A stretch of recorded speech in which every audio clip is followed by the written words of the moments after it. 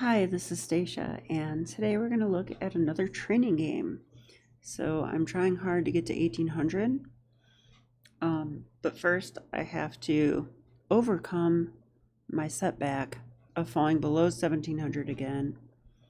And today I had a nice opportunity against a higher rated player, about 1750 on chess.com. Let's have a look at this game and see what we can learn from it. Okay, so I had the white pieces. I played one e4, and he went e6, and I was like, ugh, we're gonna have a French defense. Barf. Sorry for any French aficionados out there. Okay, d4. Following my rule that if black allows you to put 2 pawns in the center, we do so in a classical way. And he did surprise me with this move, b6. So I have seen this. Now, I don't think this move has a name, but I've definitely seen it. So against this, I typically will play the move f3 because I always break the rule, never play f3 every video. But also with the idea of playing bishop d3, knight e2, and play that setup against this. So I started with the bishop d3, it's most flexible, and the bishop did arrive at the b7 square, so I went f3. So, I mean, is this the most ambitious approach? No, but it's a system that I've played many times, and, well, at least in Blitz. So, hey, it's a position. He checked me, which I was kind of surprised by this move. Let's see if the engine even likes it. I don't think it's good. I think I can just play g3. Yeah, computer agrees. And the thing is, after the move g3, this would be tragic if my king was committed to this side, but I am not committed. I can go queenside, and in fact, after this check, I did intend to go queenside. My knight's not even committed. I can put it in front of the c-pawn. Okay, so I guess he just wanted to induce g3, but I was totally fine with that. And now knight c3. Wow, computer says c4 is best. Yeah, well, the computer loves to take space, and even if we go queenside, we can hide the king on b1. Okay, I'm going to turn the engine off, though. Let's not rely on the engine. Bad habit of improving players, but I'm included in that. Okay, so knight c3 I think is reasonable. And my opponent played this move. I'm not sure what it's supposed to do. I actually don't like it. I mean, if it attacks this pawn, then that's great, but the pawn is defended by the f pawn. I would not mind this improvement. So it would free up the f3 square for my knight. Okay, but I went ahead and I probably should have played bishop d2 now that I think about it. But I went ahead and played this. I want to play it anyway. And he played f5. So hammering on my e4 pawn, but I'm not seeing it. It's sufficiently defended. If he does take here, I will replace the knight, which will continue to defend the pawn. So I can just play bishop d2. He took it, and I took with a knight. I think this is best. Let's see what the engine says. I mean, I could take with the f-pawn, but given that my knight is already committed to e2, I don't think it's quite as good. But I could be wrong about that. So I am going to check on this one. It says after takes, take with the f-pawn. Yeah. Wow, and it says white's basically winning. +2. That's a 2-pawn advantage. But I guess the argument is we're better developed. We can make use of the f-file. Whoops, not like that, like this. And we have pawn break. We have a pawn break. Could push here. But yeah, okay. Yeah, and I actually think I got a really nice position this game, but we'll see. I'm going to turn the engine back off. Okay, so he traded. No problem. I'm going to take with a queen. Now I'm even better developed. I really do feel like white is doing quite well here. And I'm not even very much behind on the clock. Knight c6. Okay, I don't think I should take that knight. I simply castled. If he wants to take, I was intending to take with the f-pawn now and just have the pawn duo in the center. And he played this move, which I also don't think is very good. So I guess one thing I'm noticing about higher rated players is that they don't play good chess usually. They just play it faster than I do. So I think it reasons that if I simply speed up, I will break 1800. I'll have to test that theory, but of course old habits die hard. All right, so I move the knight. If he wants to trade bishops, I'm totally fine with that, and he did. Okay, fine. Now I'm going to say that white is doing quite well here. I'm going to ask the computer, but I expect it to be over +1. Wow, it says a +2 advantage for white. That's much more than I expected. But I guess I do have space, and I'm castled. The black king is not castled. This knight is not developed. The rooks are in the corners. So I can understand that white has an advantage here. Okay, but black did castle. And he is aimed, this rook is aiming at my f-pawn, which is a little bit weak, but not really, because I could push f4 if I want to, which I probably will. Yeah, and I put king b1. So I'm starting to think that king b1 is a mistake because black is not fully developed. So let's think for a second. How could we make problems for black? I tried to find something during the game, but I did not find anything. I mean, I looked at the d5 break. Probably that's the correct move. Let's ask the engine. Yup, d5. So I have this problem where I know the best move, but I don't play it. Okay.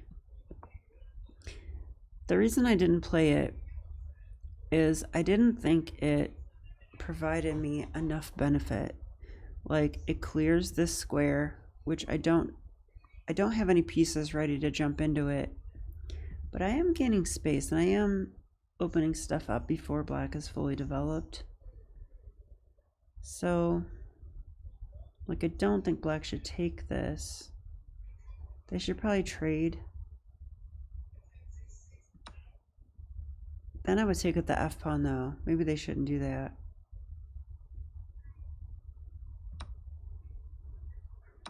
Computer doesn't agree with me. It says queen takes e4. Oh. Yeah, so this is, we're taking advantage of the lack of development because now I'm threatening this followed by this.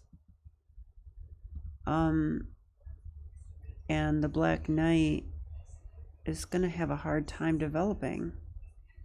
This is the only way for him to develop, not where he wants to go. Computer wants e5, but can't I play this now? Why can't I just go d6? Yeah, I can. Yeah, he has to do something about that. Oh, knight c6. That's why. But even still, I could take now. And now the black pawns are divided. So he has 3 islands to my 2. Yeah, I could play this position. Oops. Whoa, sorry. Okay. I hope you closed your eyes.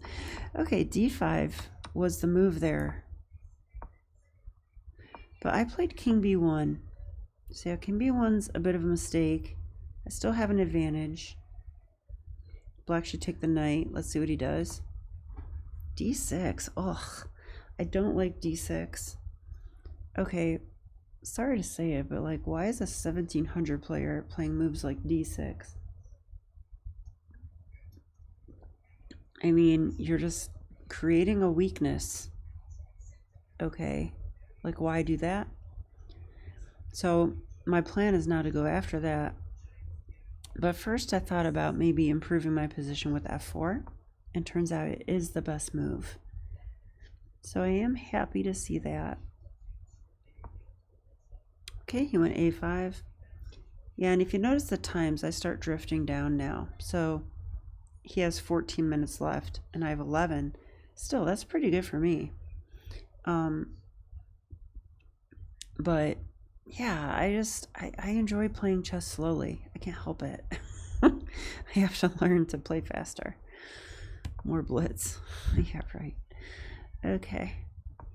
Yeah, what should I play here? I played knight g5. This move looked strong to me. Okay, if this knight moves away, I will take here with check. So that's one thing. Another thing is I'm threatening a fork.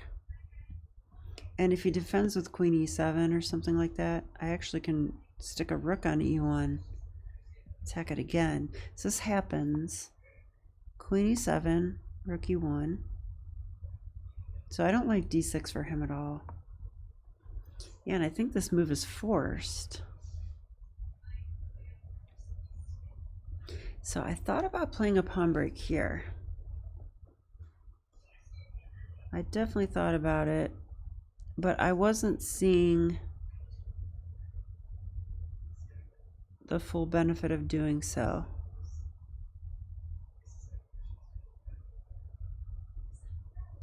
But, you know, maybe we can make use of this rook in the corner. That's what I'm wondering. Like, if a move like queen f3 could come with tempo, or queen e4, attacking the rook and doing something else at the same time. That would be really lovely, wouldn't it? Maybe even knight here is nice, because if knight takes, we take here, and that would be a fork on the rook and the pawn. So black would lose material there. Probably material and king safety. Okay, well, turns out I played that move. Now, the computer thinks it's a mistake. It said that the pawn breaks are best. Yeah, so we're going to look at this. This is the one thing I think I should learn this game, because my intuition was telling me play a pawn break, but then my calculation said, no, I don't think it's good. So I need to start listening to my intuition. I think that's why kids get so good at chess. Like, I don't think kids think deeply. I think they follow their intuition better than I do, and without much thought. And I could learn from them. I always say that. I say I teach them, they teach me. Turns out f5 and d5 are the moves the engine wants. But why? But why is the answer? Like, there's not a pin, which is one of the reasons I didn't play it. But it does attack the pawn again. Okay, so let's just say we go f5. Okay, what would I be afraid of here? Well, I thought he might go e5. And I thought he might... Well, if he ignores it, we are attacking it again. Okay, so I'm understanding now that part of it is that he cannot leave it alone, because we will take. And the position's getting crazy, and his knight is on b8, blocking the rook. So that's one strong reason why f5 is a good move. Computer wants to play c6, which just seems crazy. I would take here. Yeah, and it wants queen e7. Okay, I like this position. I'm not gonna lie. So I was worried about this move. Why? Because I thought if takes and takes, I thought I cannot really trade queens. Oh. Computer wants queen c4 check and it's winning. So what did I miss here? Queen c4 check.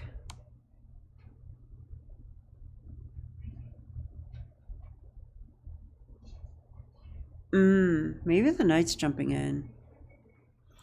Oh man, if I had seen this, I would go for it. Yeah, if I had seen this. So in my calculation, I automatically thought trade. But I missed the fact that I could throw in this check. And then once I throw in the check, the knight jumps in. Okay. Yeah, I like f5 better now. A lot better. And if he takes, this is the other move I was worried about. Well, if he takes, we can trade. Price to take with a queen, I thought. And now I can take the f-pawn back if I want to. Or play queen c4 check now. Which the computer really likes. Oh, because of knight e6 check. Yeah, now we're talking. This is a concrete line where I win material. Yeah, so I think maybe I should follow my intuition. It will help me spend less time on the clock. But also, I mean, if I lose because of my intuition, then fine, you know? I don't like spending time and still not finding the right moves. So, okay. The other move was d5. This pawn break. What's the idea behind this one? So if he played e5 here, let's see, I could take it. That's attacking the knight. He should probably take back. And what now?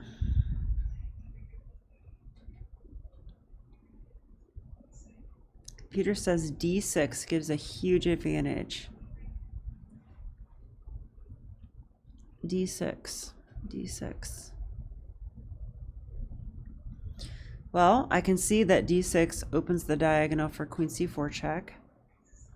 Yeah, and this is typical pawn break stuff, right? Like you open diagonals and you free up squares, but I just missed this idea of queen c4 check apparently. So if we go back to the original position, yeah, where I played this move, I just didn't see that queen c4 check was possible because there's a pawn in the way. But if I attack that pawn with d5 or f5, and that pawn cannot stay where it is, then queen c4 check becomes a thing. So I need to calculate better on pawn breaks. But okay, let's continue. I don't think this move's that bad though. It's only bad because I had stronger. Okay, he played knight c6, desperately wants to develop. And that's probably why the knight here isn't good, because he can play that. And I shouldn't let him develop. I should break it open before he does. And now it wants to move a3. Wow. Okay, so I think the computer is saying, now that he's fully developed, now the time for pawn breaks is over. So now we have to play the position differently. And the move a3 stops the move knight to b4. Not only that, but if he decides to push this pawn, which he does later, we don't want that pawn coming to the a3 square. So we occupy it and blockade it. Okay. Yeah, now I played a different slow move. I played c3 to stop that threat. And I still have an advantage. Rook e7. Rook e7. So now I take the knight. That move's okay. Best move is d5. Pawn break once again. Let's see why. After, well, I thought if I looked at this move, Like I said, I'm seeing these moves. I thought he would take, because his knight's attacked, you know. If he takes, then we go, now we go knight check. And after G takes, oh, now we take with check. It makes the move better. Makes it better. This also ties down the queen because we're on the knight, which is pinned to the rook. This does look very strong for white. Looks very good. Like king h8 and... Well, maybe I can take that rook, right? Like if I take the rook, if he takes to the queen, I win the knight and I'm on the rook. And if he takes with the knight, I win the rook with check. Wow. Wow.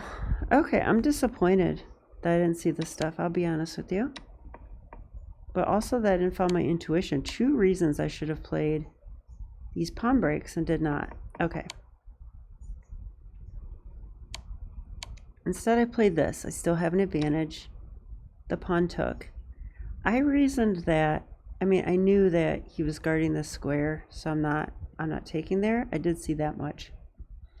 But I thought, you know, opening up the king like this is a benefit to me. I thought I could simply retreat here. Okay, a4. Now I finally played a pawn break. It is the best move. Okay, it's just like 3 moves late.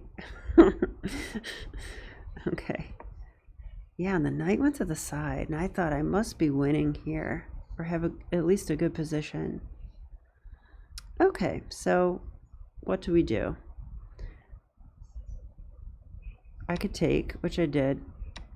Computer actually says rook takes e6 is best. Rook takes e6, and if rook takes e6,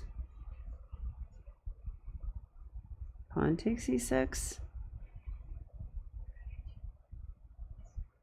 What is the dealio? Oh, we're gonna play rook e1, I think. So let's follow this line. I thought here, here, and here, and then rook e1, yeah. I did see this during the game. Saw this. So he should go queen c4, yeah. So it's one of those moves that's like, please trade queens, please. But I could go queen f5 here. It stops, well,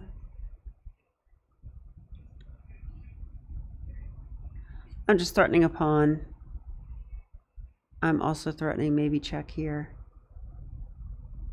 Huh, okay.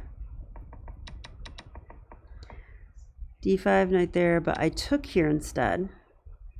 Now rook takes is the best move, but he went here.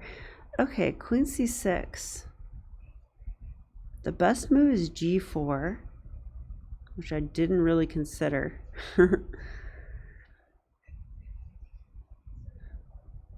Yeah, here I figured he might be going for queen c4, which did turn out to be true. I played knight d4. I mean, how natural is knight d4? It improves my knight. I might jump in here, guarding the pawn. But he did pin the knight. And now I went queen f5. I'm going to allow him to trade. But I thought this is still very good for me, and it is. Yeah, and he went queen g2.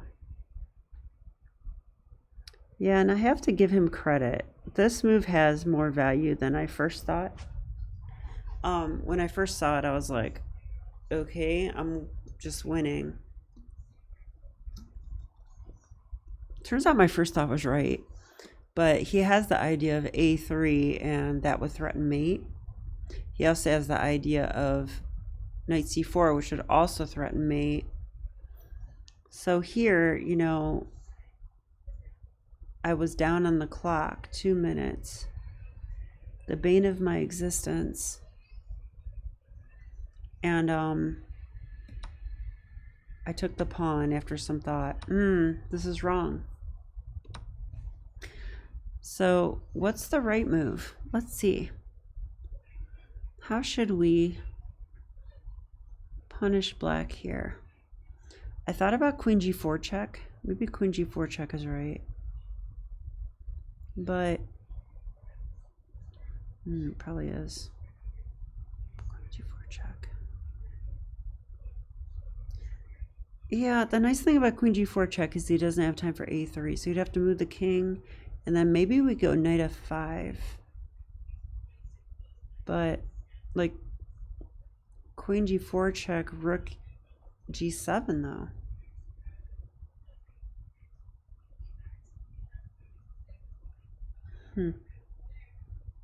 Guess I could go queen e2. All right, let's see what the computer wants here.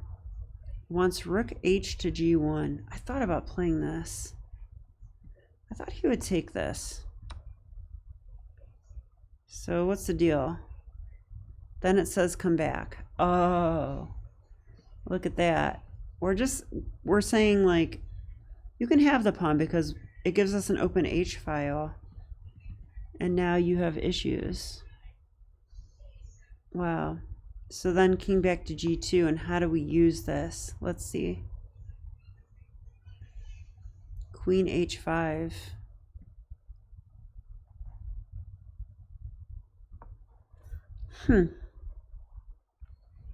All right, well, I would think, like, what if he does this? One good thing about the computer is that it knows how to defend this stuff, but I was kind of freaking out a little bit. It says rook e2. Oh, I get it now. I couldn't play rook e2 before because it hung the rook. But after queen h5, the rook is defended. And we've just applied a lot of pressure on the h7 pawn. Very clever defense by the computer. Yeah, I did not see. I mean, maybe I would figure this out if I had more time on my clock, but not with 1 minute. So instead I grabbed the pawn, knight c4, threatening checkmate. So I blocked it. Let's see, is that the best defense? It says throw in queen g5 check first. And then queen b5 at once. Wow, I did not even consider this idea at all. So we're attacking the knight and defending mate. That's quite nice. So I guess I have to learn to look at the whole board because I did not even consider that one. Yeah, instead, I played knight to c2. So interference. But he played check. I think I have to go king a1. Is that true? No, I can go king c1. But then he checked me. Now, I think if I take, I get mated. Okay, that was correct. I see the computer agrees. Yeah, like if this and this, that's check. My knight's under attack. And when I move, I get checkmated, right? So that's checkmate. So I did see that. So I have to go king b1. But now I'm stuck in a perpetual net. Yeah. So I'm assuming my opponent's a kid because they're playing like a kid. Like strategically very iffy chess. But then when it came down to the tactics and playing quickly, I did get outplayed quite a bit. So a draw is probably a fair result. But there is a lot to learn from this game. I hope you guys learn too. And I'll see you next time. All right, bye.